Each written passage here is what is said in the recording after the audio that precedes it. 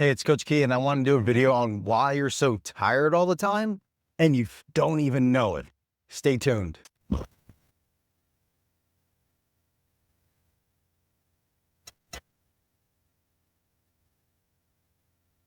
It's Coach Kia. I am a fitness and nutrition coach, and I help clients lose weight 15, 30, 40, 50 pounds if they need to. And one of the most common things I come across is not getting restful sleep. It's one of the pivotal things I put as top priority when it comes to programming. You need to get good restful sleep.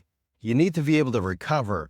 You need to be able to sleep for 8 hours and not wake up the next day and still feel like shit. Is that you? Have you ever slept for an entire night, woke up the next day and you're still exhausted? Man, I got 8 hours of sleep. Like, what's the deal? If you're one of those people that wakes up and you're not fully rested, or you wake up with headaches, or you wake up the next day and you're just having trouble thinking and operating at a normal level, you could have sleep apnea. And I wanted to talk about some of the most common signs, some of the things we can do about it straight away, and how to get you going in the right direction. If you're one of those people, you may want to check this video out. First off, what is sleep apnea?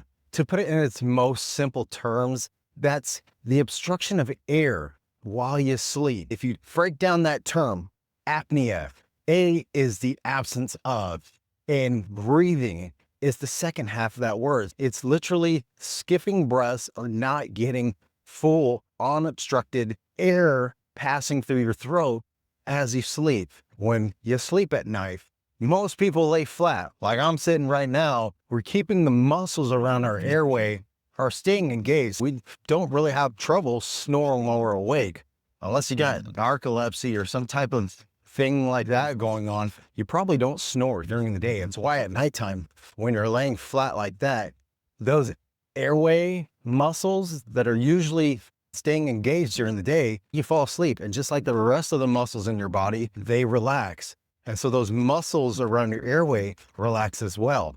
And what happens is that airway can collapse even just a little bit, causing restriction in the air. Some people closes off completely, which causes them to not have a breath. I work at a firehouse, and so you can hear the guys or girls that have really bad snoring at night. You can hear it through several walls. It's loud. Everybody knows what snoring sounds like. But you ever heard somebody snoring and they take that deep breath in and stop, and everybody's sitting around wondering, did they stop breathing? Like, what are they going to breathe? Then they start breathing again. That's a great example of what sleep apnea is, or having an apneic episode. What happens is when you're laying flat, those muscles become relaxed, the airway closes down, and you stop breathing momentarily. What the brain has to do is the brain has to wake up out of restful sleep, reactivate those muscles, and cause you to take that deep breath in. That's when people take a deep breath in like that and they resume breathing again. And that's how you can go an entire night getting 8 hours of sleep and wake up the next day and you're still not fully rested, because the brain never had a chance to fully drop down into that deep level of sleep, what we call REM sleep, or rapid eye movement sleep. That's the level of sleep where your memories are getting consolidated, you're processing new information, and it's getting stored, so you're able to get to that deep level of sleep. The other side effect of that is it's lowering your overall oxygen intake. When we breathe, we all breathe in oxygen. The whole idea of that is to deliver oxygen throughout the body, the muscles, through your bloodstream, keep everything functioning. And you're doing it at a high level all day because you're not having these apneic periods, or these periods without breathing. At nighttime, if you're getting less oxygen, through time, this can start to build up and has a ton of effects downstream. High blood pressure, heart diseases, diabetes. Hey, my Polynesian people, listen up. Diabetes, it could be one of these metabolic processes that happens from chronic, non-restful sleep. But if you're going these long periods where you're not getting restful sleep, you're getting disrupted sleep, and you have low oxygen saturation chronically, that could start to compound over time and really have a ton of health effects down the road. Now we know what sleep apnea is.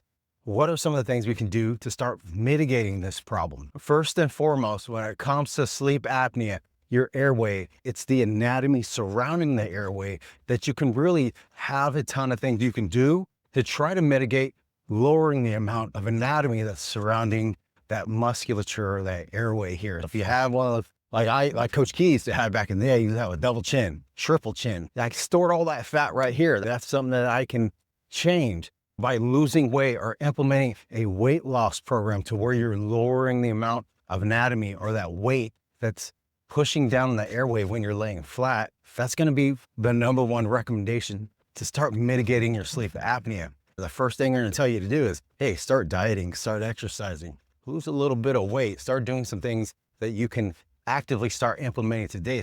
The second thing you can do to start mitigating some of these apneas that you have at night is work on your sleep position. You might be a belly sleeper. You might be a back sleeper. The positioning is going to be huge because when you're laying directly flat like this, gravity is going to be pulling down on that anatomy, on that airway, on all the structures surrounding this lower airway going from your mouth to your throat and then into the lungs. One of the things you do instead of laying flat like this is you can put some extra pillows to start increasing that tilt that you have so that when your body does relax, the muscles aren't traveling straight down. They're only falling backwards just a little bit. So that's one of the first things you can do. When I used to work in a sleep lab, one of the tips we would give patients all the time when it came to positioning was say, hey, you could fix it with a brick.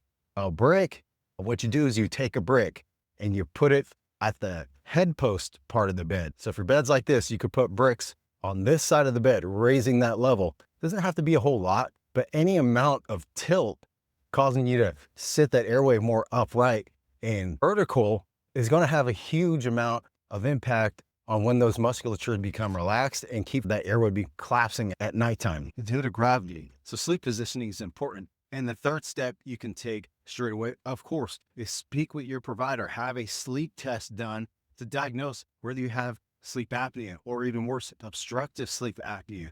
What your provider will do is they'll go over those results with you, talk about how many apneas or absence of breathing episodes you have throughout the night. Also, they can measure your blood oxygen saturation and prescribe you a CPAP machine. You might have heard of one. It's like the Darth Vader mask. You'll wear it while you sleep. And what that's doing is that's forcing air into those passages and keeping so that you're getting good air circulating while you're in that sleeping state or in that relaxed state. And CPAP, all that stands for is compressed positive airway pressure, or you might get a BiPAP, bi meaning two, so 2 levels, that's in and out, or it can be on demand to help keep those oxygen saturations levels elevated so you're not going into these chronic time periods where you're running at lower oxygen levels. Check into getting a CPAP. If you're one of those people that finds yourself tired throughout the day, even after getting a full night's sleep, chances are you could have sleep apnea.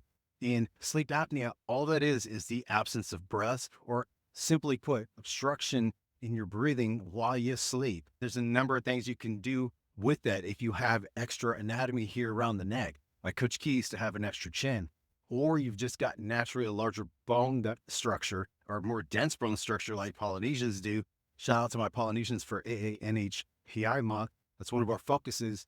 Is one of the other things you can do is actively work on a physical lifestyle change or weight loss, because when you lose weight throughout the body, you're going to lose it here around the neck too, but you're going to lose it around here in the central area as well, which all this is involved. Your diaphragm, your abdominals, your throat muscles, your tongue is a muscle. All these things become involved. And when we're talking about losing weight overall in general, it's going to help a whole lot with that, especially with that extra anatomy. One of the other things you can do after weight loss is changing your sleep position. You can elevate the head of your bed. You can use extra pillows.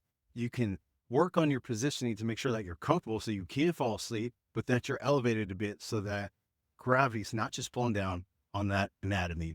The next step you can do is chat with your healthcare provider, get a sleep study done, get a nocturnal oximetry test done. That's not as invasive as a sleep study. You'd basically wear a thing on your finger and it checks your oxygen level through the night. Get one of those done, because any of those could give you a proper diagnosis on whether you have sleep apnea, obstructive sleep apnea, or you got something else going on.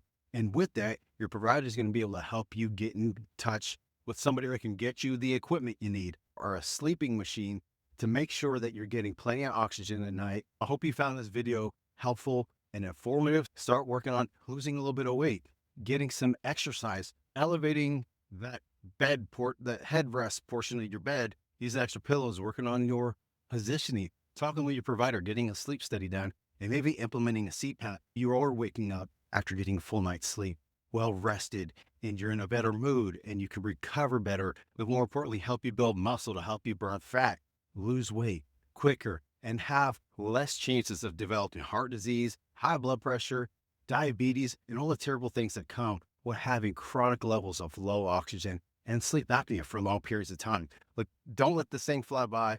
Start addressing it. Start looking at what's going on in your life, especially when it comes to sleep and recoverability. Because if we can get that squared away, you get a ton of other things going for you. Start moving you in the right direction. Hopefully you found this video helpful, learned some tips. I'll be putting some more videos on certain exercises that you do. And it doesn't require going to the gym. You can do these at your desk. You could do these anywhere, but some of the ways you can strengthen some of that musculature when it comes around your airway, so that when it's fully relaxed at night, it has better structure and you're not getting these obstructions throughout the night. Hopefully you found this helpful. Be sure to subscribe, share this video with someone who may need to hear this information. Maybe they need like a reality check and say, hey, is this you? Check Coach Kia's video out. Hopefully you did, but stay tuned for more. And remember, when it comes to any of this stuff, it's about progress, not perfection. And until next time, stay safe out there. Coach Kia signing off.